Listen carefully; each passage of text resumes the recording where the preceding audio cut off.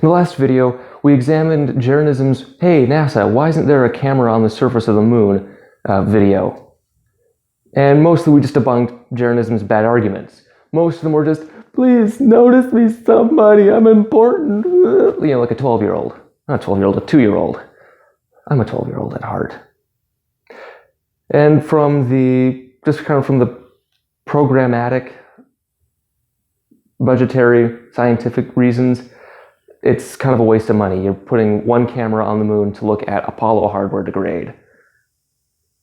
That's about it. The first day would be pretty cool and exciting. It's like, hey, we got a thing on the moon again. NASA's finally landed something on the moon since 1972. Look, there's the LEM. Wow, it's degraded. Hey, look, there's the American flag. It's bleached. Hey, look, there's the rover.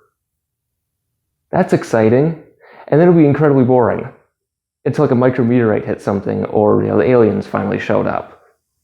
Until then, it's really boring. It's kind of a waste of money since you're going to spend about $200 million doing this. So why do it? And besides, Jeranism thinks it's fake. He proved the Earth was round, and he still thinks it's flat. His buddies proved that the Earth was rotating, but they invented some weird magic stuff to justify their conclusions, so they can't be wrong. So from that point, it's a waste of time and money. Bit cool, but yeah. But what we didn't look at were the technical reasons. Could you land a camera on the moon today, and stream 4K HD live footage of an Apollo landing site? And I promised we'd look at that. Well, here we are. It's possible. Spoiler alert. I'm going to examine how.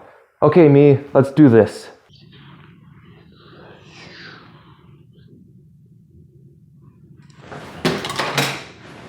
Warn me next time, me. 5, 4, 3, 2, 1.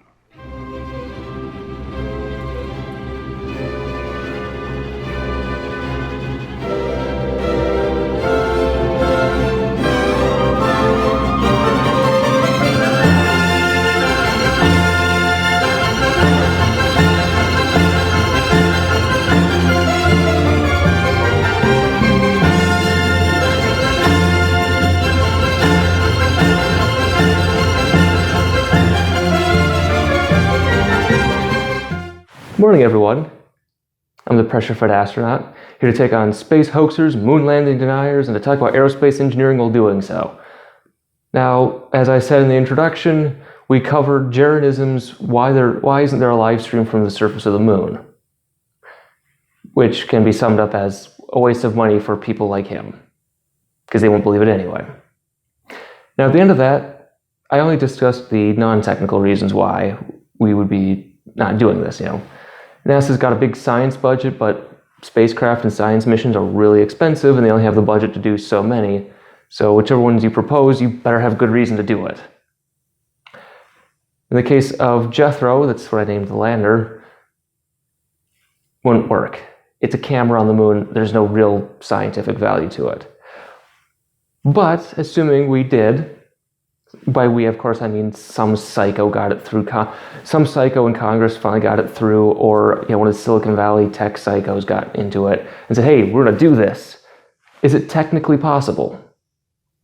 Is it technically possible to land, put a spacecraft on the moon with a camera that can get 4K Ultra HD super realistic video footage of the Apollo 16 landing site, and then transmit it at as a live feed? Let's take a look at that.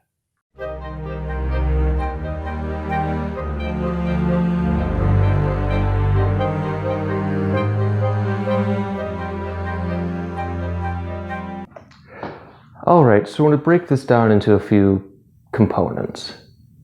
Now, the first thing I'm going to note here is my spacecraft is named Jethro. This is why you don't trust me with naming things. I'll give them stupid names like Cletus, Jethro, and Jebediah.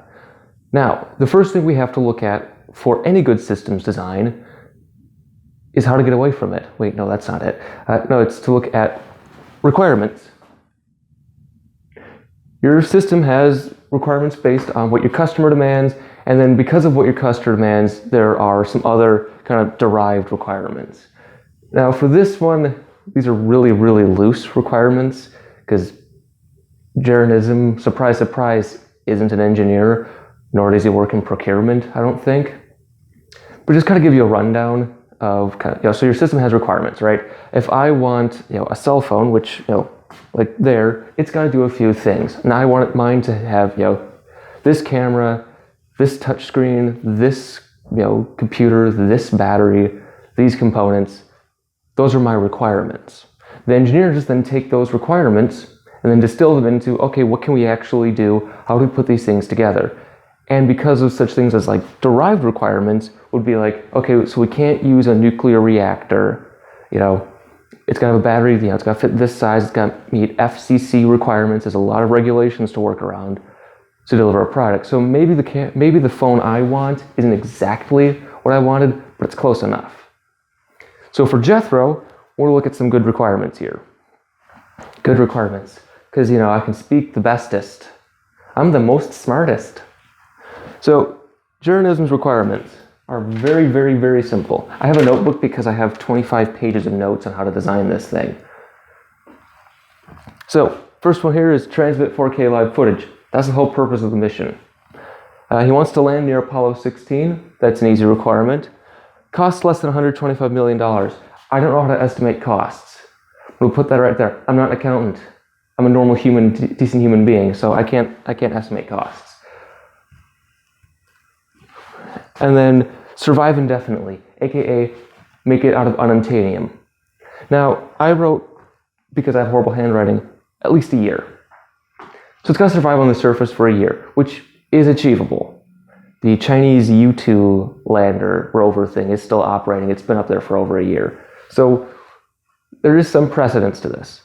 Now, some derived requirements I got through researching the subject are, they had more constraints. So the delta V of our spacecraft, the lander, is between 1.87 and 8 kilometers a second. That's a big difference. 8 kilometers a second is nearly enough delta V to go from the surface of the Earth into orbit. But don't worry, we're not doing that part. We're not designing a new launch vehicle because it's got to fit on an existing launcher. We're not making a new rocket. That makes our space program way more expensive. And to fit on an existing launcher because, I could design a really big, glorious, wide and flat lander, but that's great because I can't launch it. Right? Same problem, right? You want to build a space station. What do you build it out of? Well, ISS is built to fit in the space shuttle. Simple truth. Then operate on the Deep Space Network or the Near Earth Network. Now this is because our spacecraft is at the moon. It can't operate on lower like geostationary networks or like DirecTV's networks or any of those. It's got to operate on deep space or near Earth. Now it can be both. The Lunar Reconnaissance Orbiter technically should be on the Near Earth network. Anything around the moon should really be operating on near Earth, but it's operating on deep space. So it's to be one of those two. And I moved this around because I can't write. It has to have a constant connection to the deep space or near Earth networks. Because, transmit live footage, don't want broadcasting or nowhere. This should be relatively easily because there's always one side of the moon facing the Earth, and that's the side we're looking at. So that'll be good. And then minimal research and development. Why reinvent the wheel? Jethro's got to do a simple job which has been done since the 60s and 70s. We don't have to reinvent the wheel here. So by minimal R&D, I'm talking about use commercial off-the-shelf parts. If other people have built landing software, created software, they've built structures, they've built engines, they use certain propellants, that's easy. By having minimal research and development, I get my launch costs down. It's another thing. Not just launch costs, but overall program costs. Let me see what's next. Oh, okay. So what next is me going into all the horrible calculations.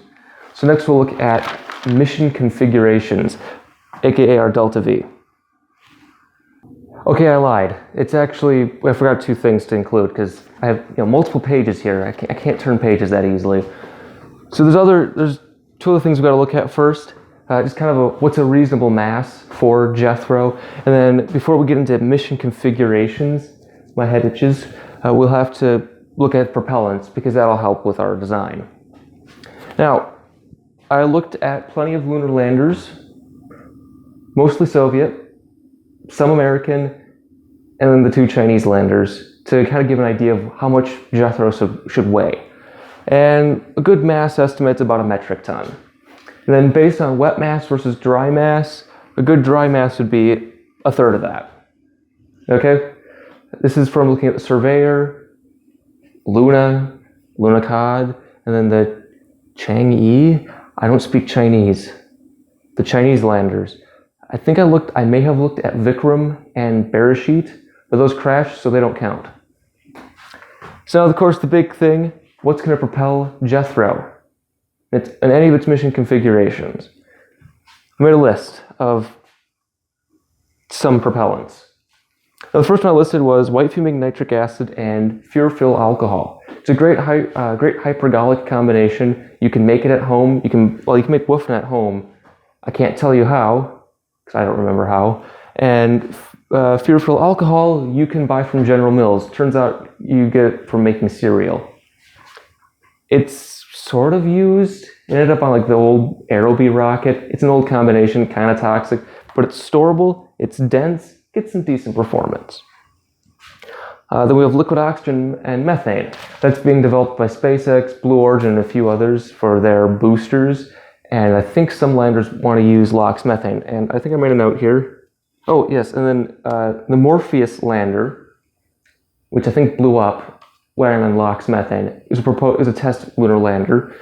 And then we have nitrogen tetroxide monomethylhydrazine. That's pretty much been used in any deep space spacecraft since forever. It's hypergolic, it's dense, it's understood, and it'll give you cancer. Fun stuff. Or we'd have a solid motor, like the old Surveyor probes. Those use solids to land. Really good at the calculations for those. LOX LH2, which is great for performance, nothing else. LOX isopropanol, it's a cheap combination, gets good, decent performance. You can buy isopropanol in the drugstore. You can get LOX anywhere. Hydrogen, high test peroxide, so that's like 85% concentration hydrogen peroxide, which no one makes. And then ethanolamine, it's ethanol with an amine at the end. I don't know what it's used for. Then liquid oxygen and propane. Now, let me just check. Oh, Maston Space Systems do a lot of work with isopropanol, I think for a lunar lander tester. Propane's cool because it can pressurize itself. Same with methane. And then where else do I write? That's pretty much it for that. So when we're discussing propellants, we can eliminate a few outright. Okay, never flown. Sort of flown. Never flown. No recent developments with it except by Orbex. They're not building a lunar lander. LOX LH2 is a nightmare to work with. You have to store it. So depending on how long it takes to get up there, you could lose all your propellant by the time you get there. You'd have to invent boil-off prevention mechanisms, which we didn't need them anyway, but Jeranism can't afford it, so we can't do that. We can't use WFNA, furanol, because General Mills will get really mad. It's just not good. Solids are too imprecise. They're great for storing, though. The Magellan probe entered orbit around Venus with a solid motor. They had to spin it, though, so it didn't, in case there's instabilities. Let's see, what else do I eliminate? Okay, so LOX methane is a great option, but no one's actually flown any of it. And again, you have to deal with the boil-off problem.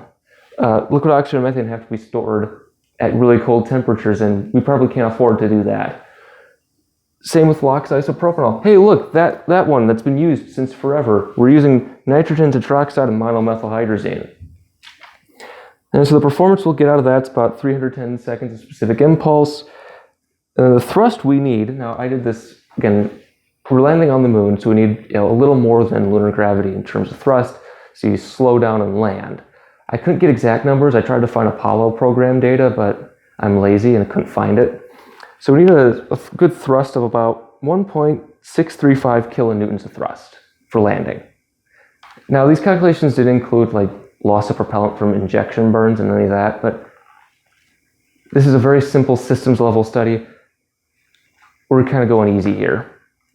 And you know what? I found an engine that could do the job. It is the RS-14. There's a picture here, I hope. It's used on the Minuteman. It's on the Minuteman missile, so it's been produced, it's been flown, it works. You don't have to develop it. Specific impulse is 315 seconds. Its thrust is 1.39 kilonewtons, so it gets you close to what we need for our thrust. And then for thrusters and maneuvering, which we can use, we'll be looking at the R4Ds. Now, these were used in the Apollo program. They're being used on Orion, so they're already being developed, they're already being used, they've been flown forever. Don't reinvent the wheel. So those give us a good specific impulse, about 312 seconds, and then thrust of 0.49 newtons. Why didn't I write down how many thrusters I needed? But I'll be using the R4Ds as our thrusters. Those allow for more precise landing, more precise mid-course correction maneuvers. Instead of firing up the big engine, it's just error propagation. Smaller engines and smaller thrust, so if your thrust is off by a little bit, your error of thrust and your error in trajectories are smaller, right? More powerful engine, bigger error. Good? Now we can move on to our mission configurations. Okay, so now we're going to look at mission configurations. And what do I mean by that? It's, well, how do you get to the moon? There's a few ways you can do this. You know, big slingshot, big cannon, fake it in the desert somewhere, like somebody did. And then there's a few other ways to do it.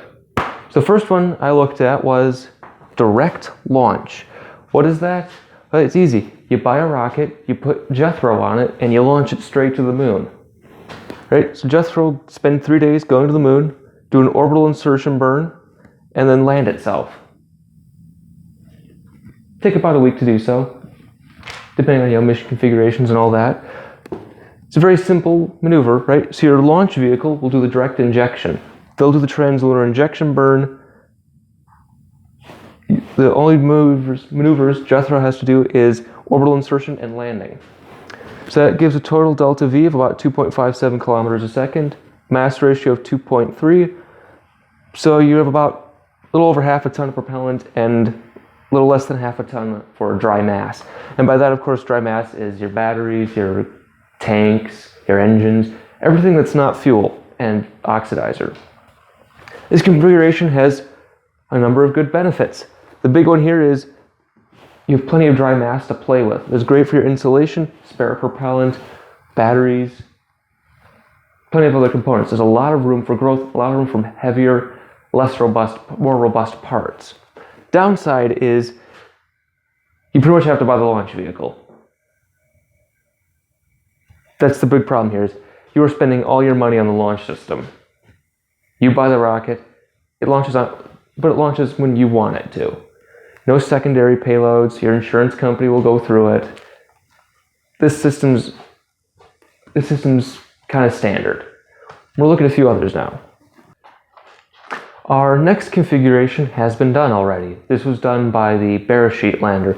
It's get on geostationary transfer orbit, then do the burn. Now, so what's going on here is your Jethro will piggyback on a geostationary satellite launch. What does that mean? It means, well, just that.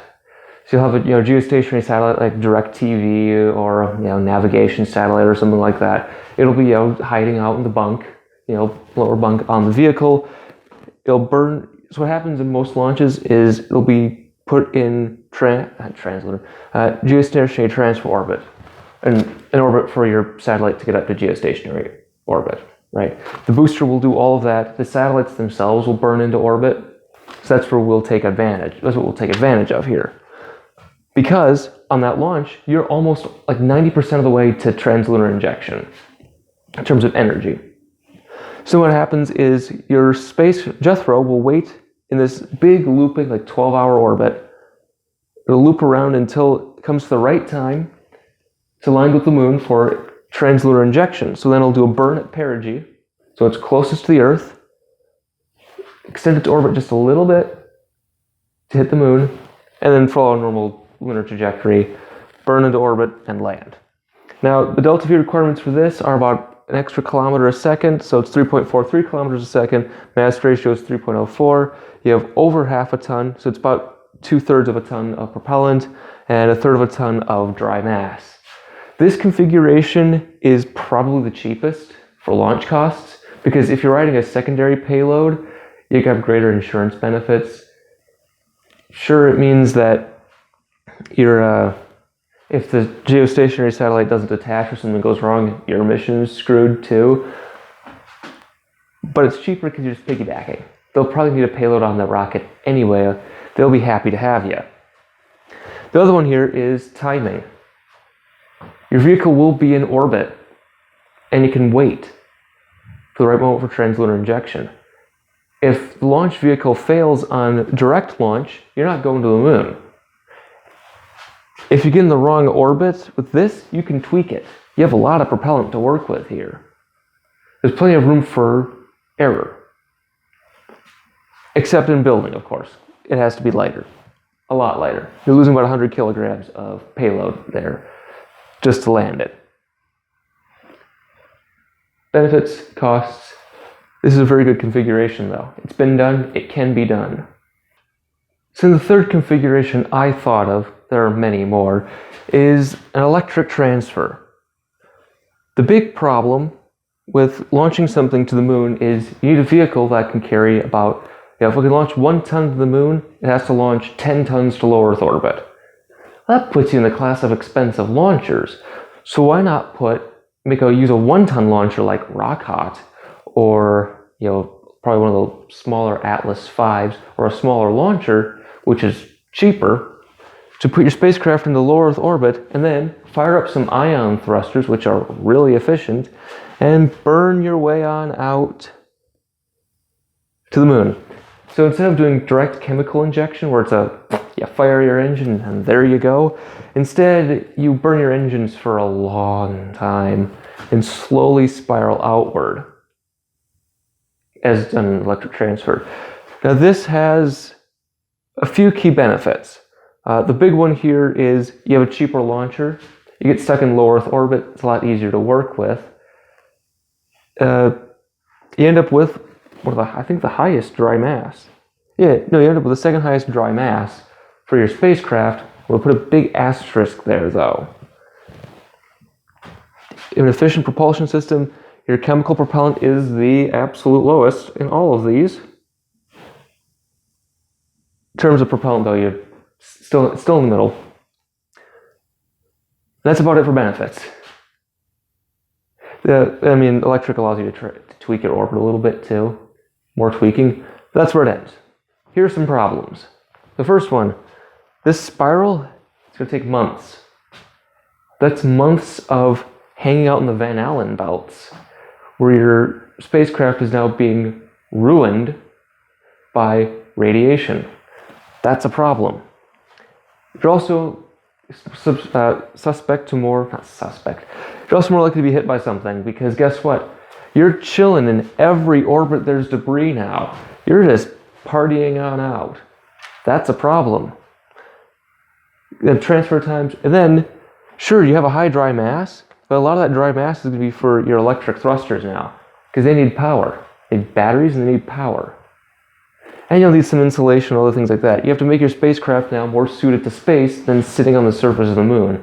So it's a lot of dry mass you're eating up with the electric transfer stage, which you could make it a 2-stager, but that's really complicated, and I don't like that.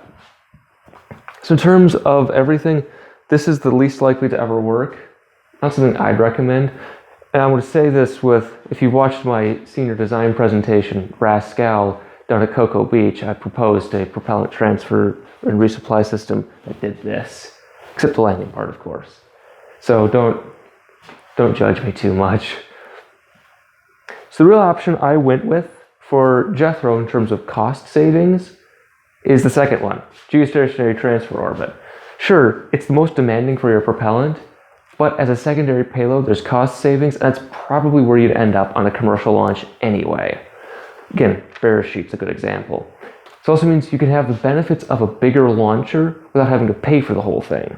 Right? I can now use a Falcon 9 and not spend $62 million on it. I can buddy up with someone. So there's a clear benefit. Now, since we have official design, what in the world did I write? Okay, so now we have an official design. Let's start doing some real math here.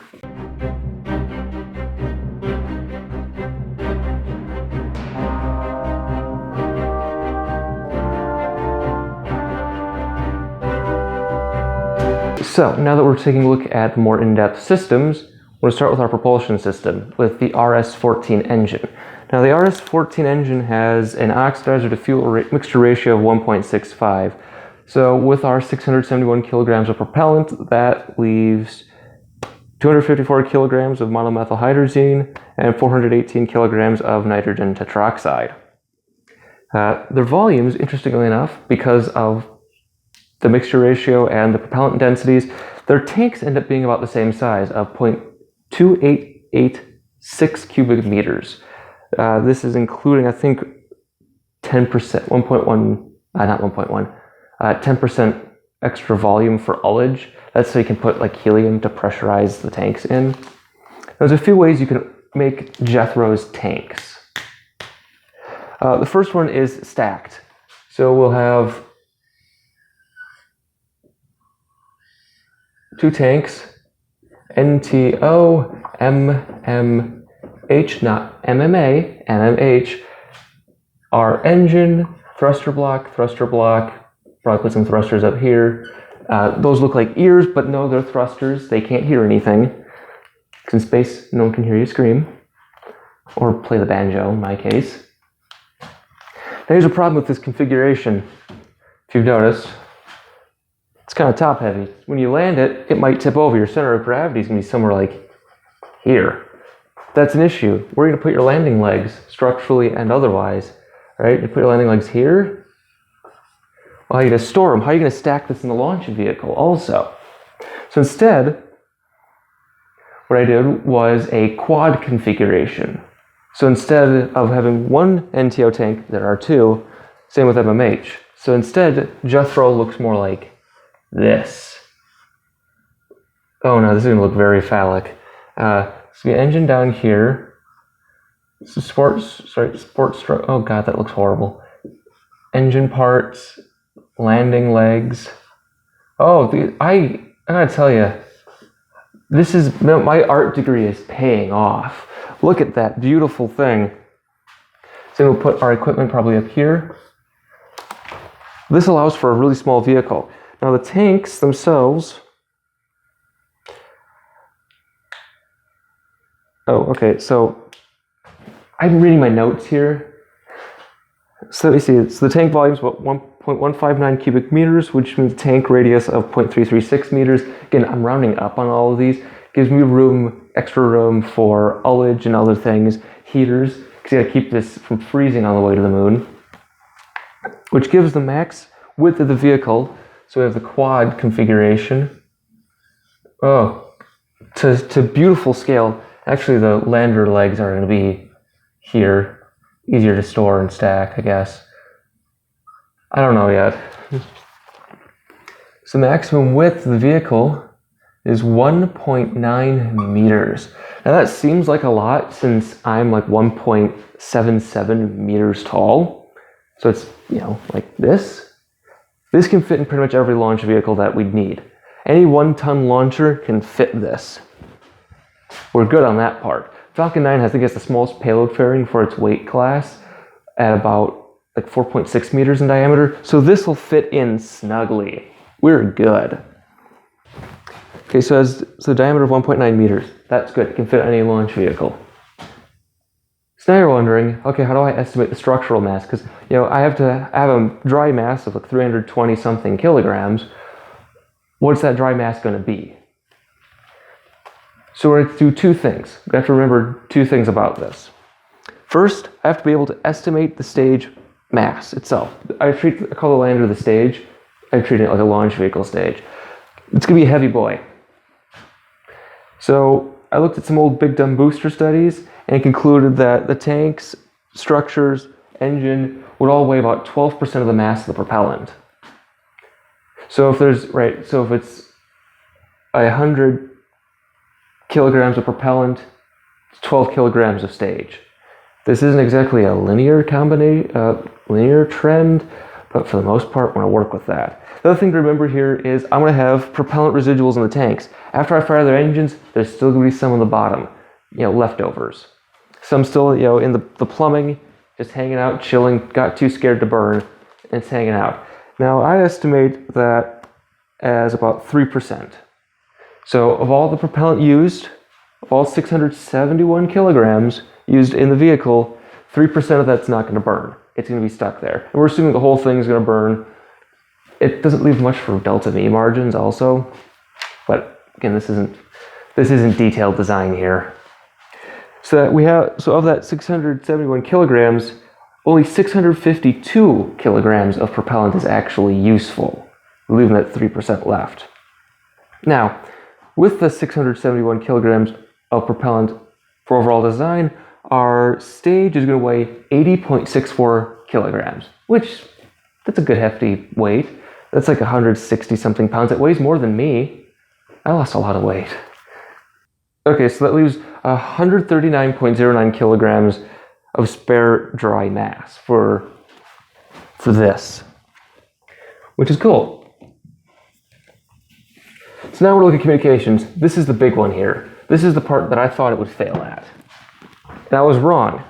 Now, like I said, there's a lot of notes I made here on communication system talking about, transfer and energy and power requirements and decibels and all these horrible, horrible things.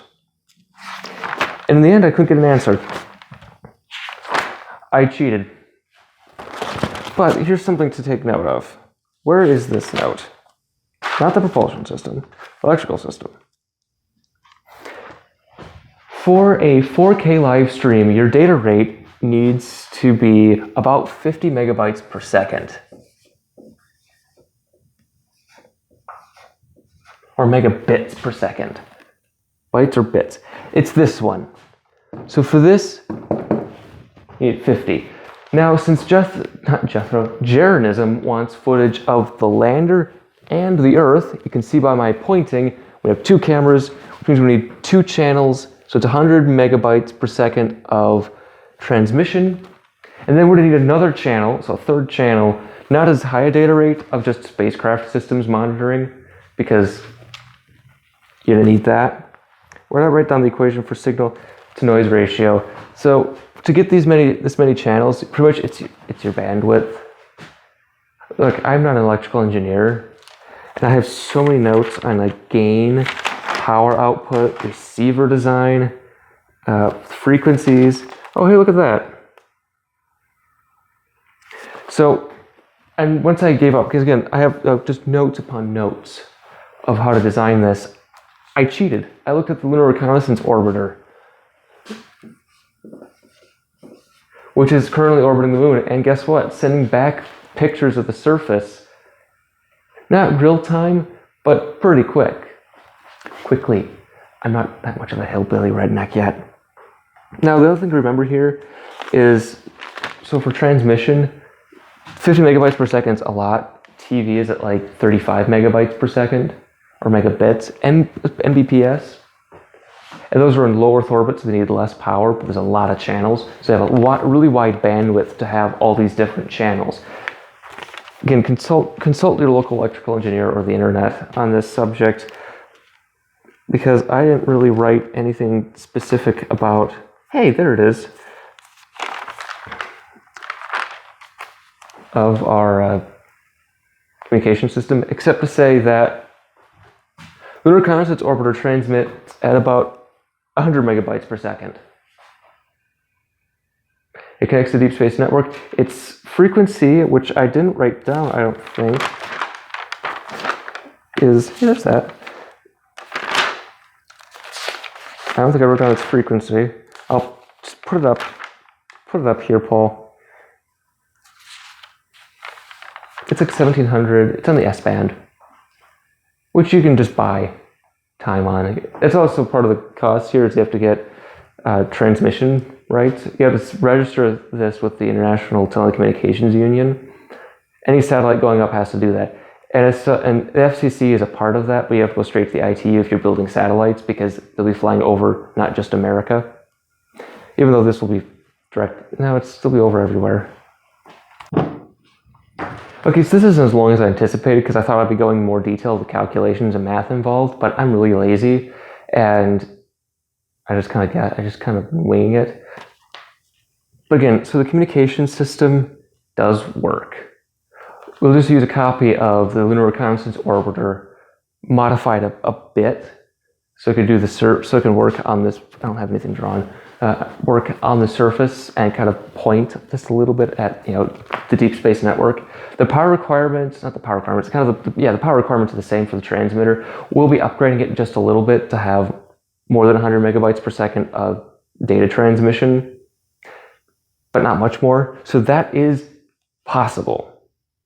I thought it would fail on the communications point. No, it's possible. You can stream 4K live footage in 2 channels from the surface of the moon. Isn't that cool? But how do you power it? This is where a big problem arises. Because, like this book here notes, this book talks about like geostationary satellites. The power system requirements are a nightmare when you start talking about landing something on the moon for one big reason.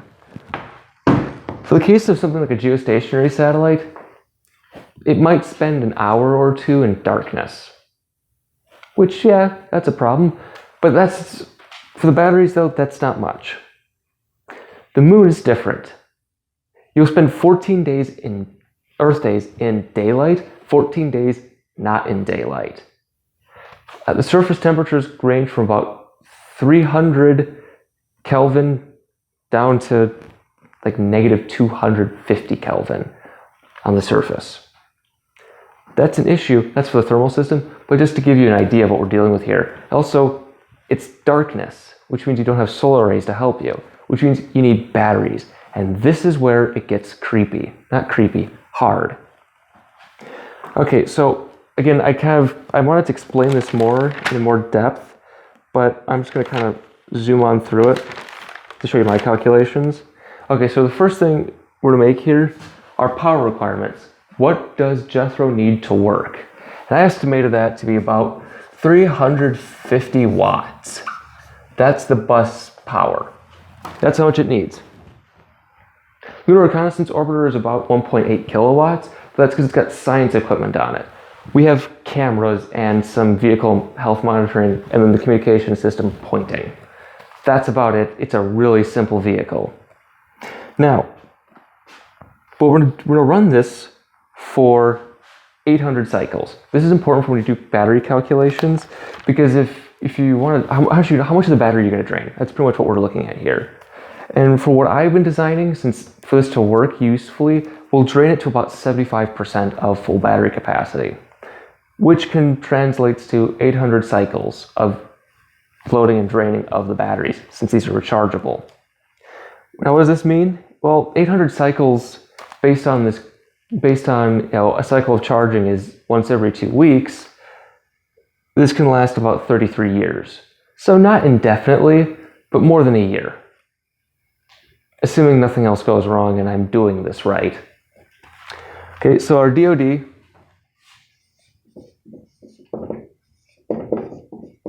is 0.75. We will be using NiCad batteries. And again, I put all these calculations in so many different spots. Okay, now I remember what we're doing here. Okay, so our duration of drain, time of drain, our satellite bus is running at 28 volts.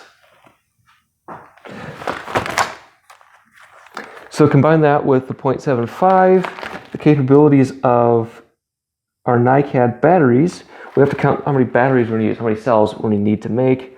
So N cell equals 28 over,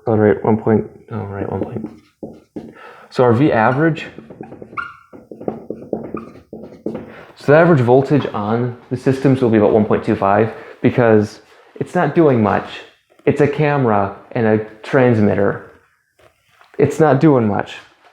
So we end up with, how many cells? 23. So that translates to 28. So the bus is going to operate at 28.75 DC volts. Okay, just forget to note here, so why am I using NiCad batteries, nickel cadmium? It's because they're used on satellites. It's really about it. And to also kind of clarify here, so this is the voltages that the spacecraft operate at. So kind of like your laptop operates at a certain voltage, this camera's working at a voltage, you work at a voltage, robot men. Plenty of things operate at certain voltages, right? It's why your oven, if it's electric, needs a really big plug. Your dishwasher, not your dishwasher, maybe your dishwasher, your laundry equipment need bigger plugs, while your laptop can use your standard 3-prong little thing. The voltages, its power requirements. We're gonna keep going now. My hair is getting horrible. I know. I need a haircut. I haven't had one since August. Oh. Okay. So now that we have that, we're going to calculate the charge.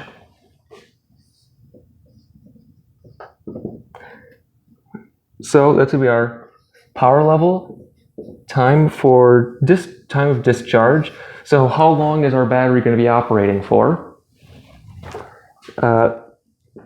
The voltage it's going to be working at, so that's that, and the DOD. Yeah, so the Department of Defense is in all of our batteries. They're spying on us, so no. So that's going to be 350 watts. Now for operations, this will be operating for 14 days, which is about 336 hours. So this is why the batteries on Jethro are going to be huge.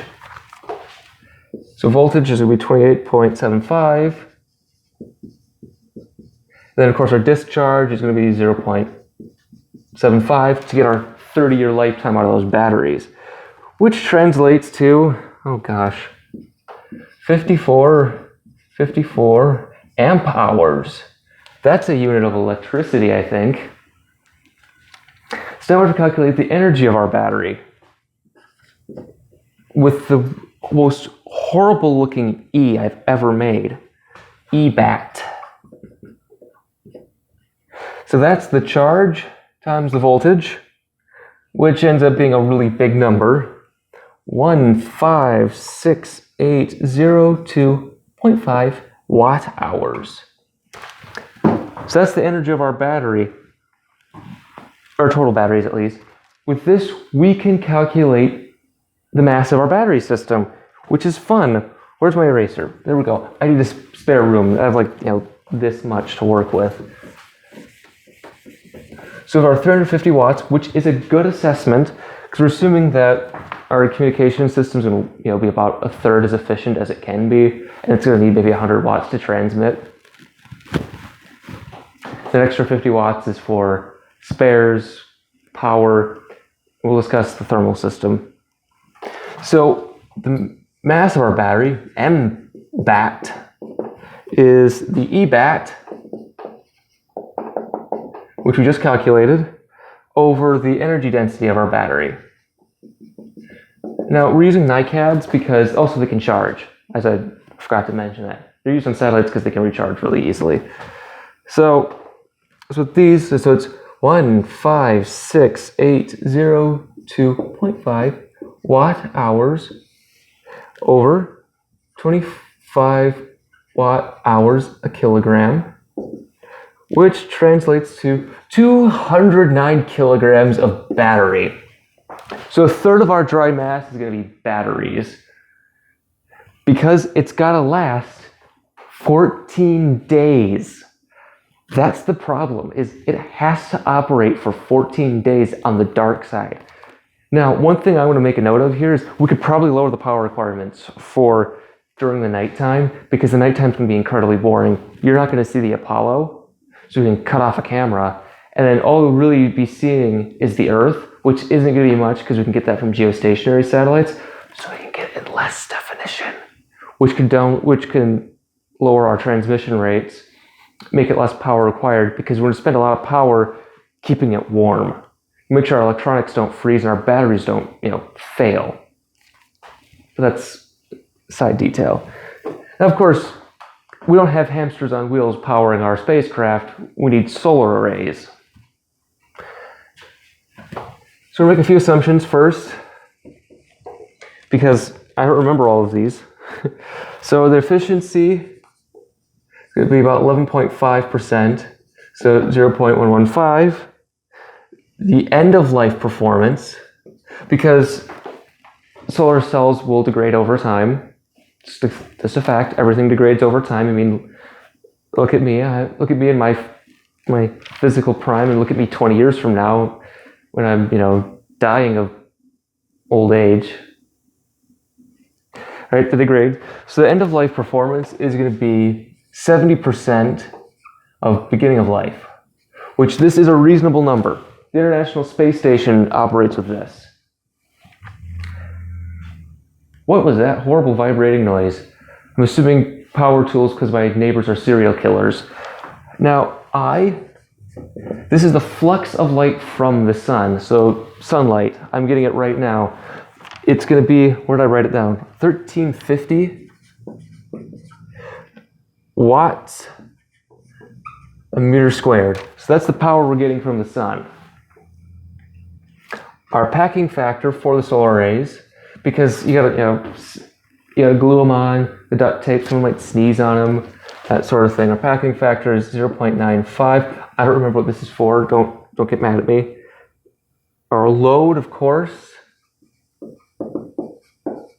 650 watts. And the maximum temperature, because temperature will influence solar cell performance, is 300, that's a lot more, 390 Kelvin. So this is the highest temperatures we'll likely see on the solar arrays, depending on our thermal system and the time of day. The angle, this is the part where it gets kind of complicated because we might have a mechanism to tilt the solar arrays, but that's a detail. So maximum 10 degrees off, and then our battery capacity, of course, is 5454 amp hours. Cool. So first things first, power of our array. VA 1.2 times 28.75 is, so we operate at 34.5 volts. Cool. Now, charging. This is where I might start fudging things. Okay, so PC, that's charge. I think it's charge power, because I didn't put, it's power of charge, is our.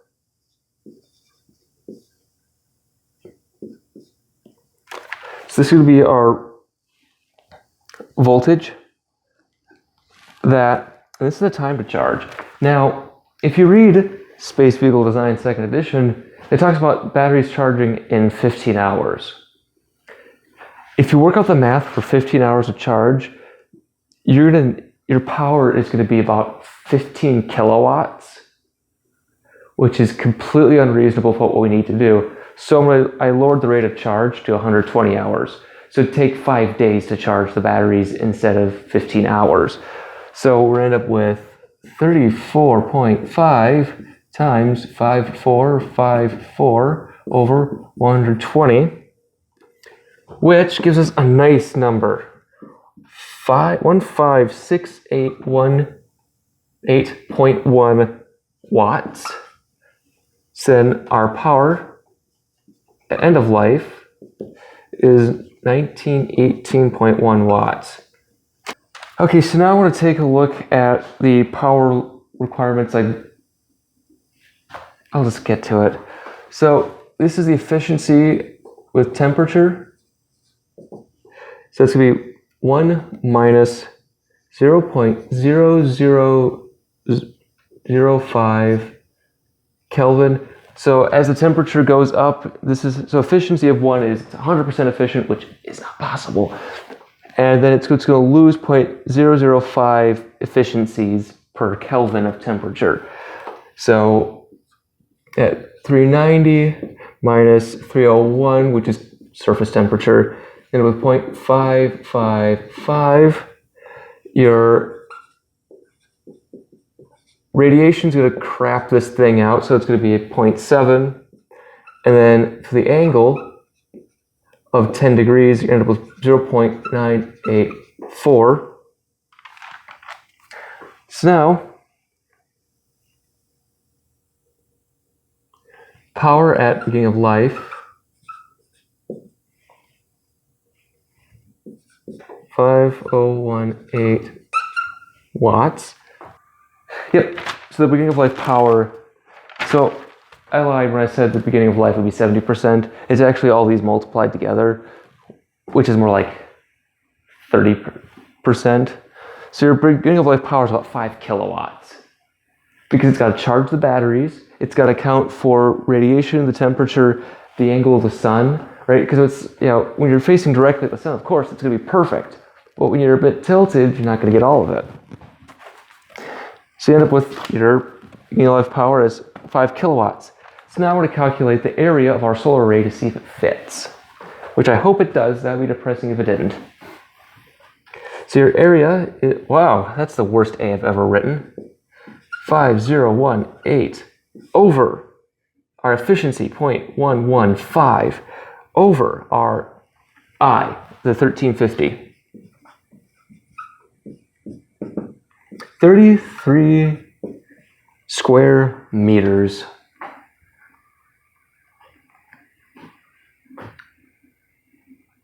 Of solar array.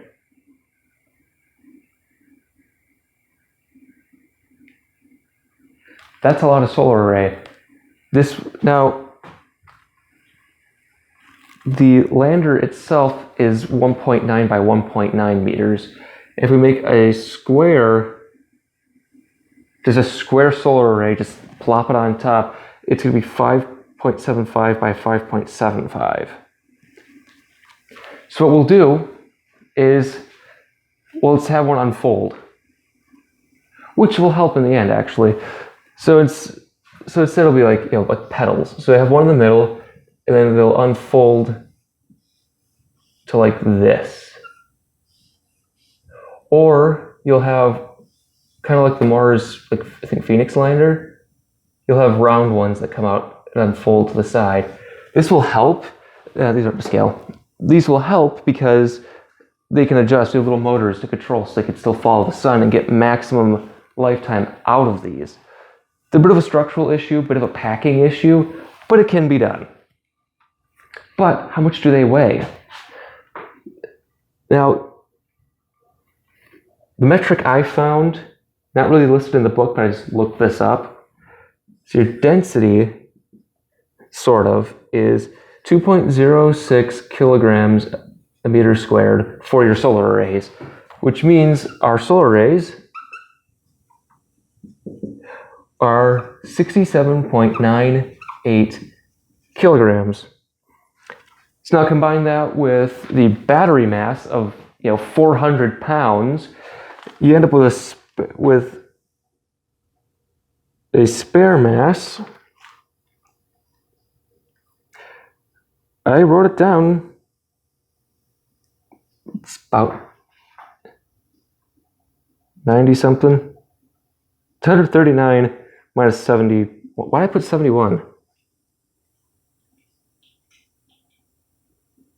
I can't do math. So you end up with about 68 kilograms for your solar arrays.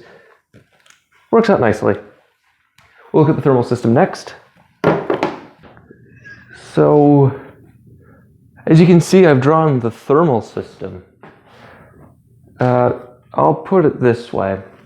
That requires a degree to actually understand. I mean, electrical engineering and communication systems are also part of another degree that I don't have, and experience I don't have, but I did read the book, sort of.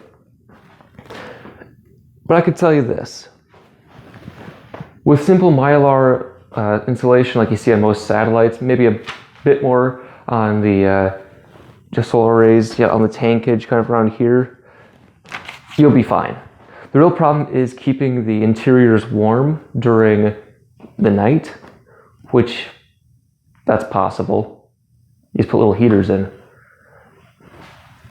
In terms of power requirements, sure.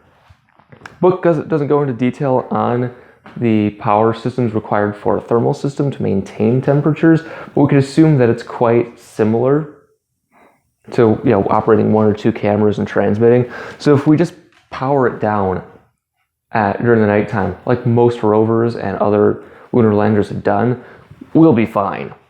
The other thing to remember here is this is for someone who thinks it's all fake anyway, who doesn't understand thermodynamics, so who cares, right? Well, this is what Jethro might look like. So here we have our tanks. See, I drew them like an artist would. So there's the big one here, also so it won't look phallic, right? So you have the tanks here. So you have NTO, MMH, and then MMH on the other side. We have our massive solar arrays. We have our communications ditch, which is pretty much the one used on the Lunar Reconnaissance Orbiter. Here's our RS-14 engine, really beautifully drawn landing legs. Also in this spot we have our R4D thrusters, though you'd have packs somewhere up here. That's where I'd put them. And then here are our main systems. So we have our 2 cameras, power, control. Then we have 5 tons of batteries somewhere else on the structure, or we'd put them I'd probably mount them on this structure part here. There's plenty of space in the between circles, so you probably mount the batteries there. You do something with them, wrap them in insulation. I'm not going to do the equations for thermodynamics and the heat transfer because, well, that's a partial derivative. Boltzmann's constant. What are all these things? Ah! Oh man. Oh, no. Keep away from me. Keep away from me. Yeah. But in short, we have a lunar lander. It weighs about 1 ton and it can do the job. Hopefully. Again, the last thing to remember here is the lunar environment is quite intense. There's radiation, solar radiation, there's micrometeoroids, there's the trip outbound. There's a lot that can go wrong with the electronics, and that's where it'll most likely fail first. Either the solar arrays will degrade too quickly, they won't unfold, that's another problem. Maybe vibrations during launch will jam them, which ruins the spacecraft. The other thing to remember is, aside from micrometeorites, is just electronics will degrade in the radiation environment. You're being pelted by high energy particles in your electronics. And if you're using digital electronics, which you will be since it's a 4K Ultra HD live stream, it's going to be your memory is going to be pelted by stray energetic particles, which will degrade your electronics. So while the batteries could probably cycle for 30 years, it'll last maybe a year. I wouldn't give it more than a year. Now I say that knowing the 2 Mars rovers, Spirit and Opportunity, have been up on Mars since 2004, and the last one finally just died this year or last year. So it'll last longer. I can probably guarantee you that. But that first year is what's going to be most important. Besides, after a year, it's not going to be exciting anymore. And for costs, I'm using kit bashed parts. I could probably find. I think Orbital ATK makes tanks in the size I'm looking for. So I could probably get this down to $125 million. And then if I go on a secondary launch, probably take off some safety factors, some redundancies, kind of like on the Beresheet lander, I could get this to work. Not me specifically, of course, whoever built it could get it to work. But in short, there it is. Jethro, the lunar lander that can stream 4K live footage from the surface of the moon by Apollo 16. So Jaron, since I know you're watching this, because I have 9 subscribers now, who are all very cool people, except you, Steve. It's very important. I don't know where I was going with that. It's possible, not practical. Like a lot of things. Back to me.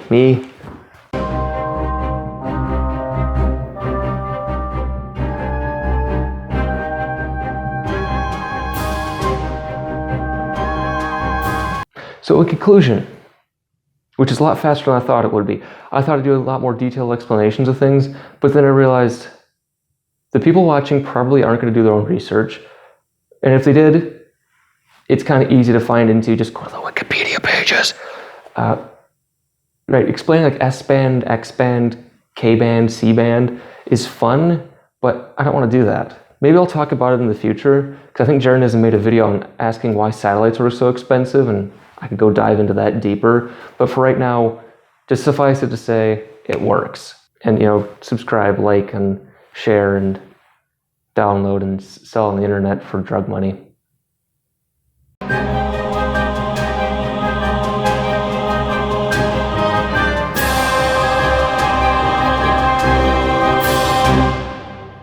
Alright folks, thanks for watching Pressure Fed Astronaut.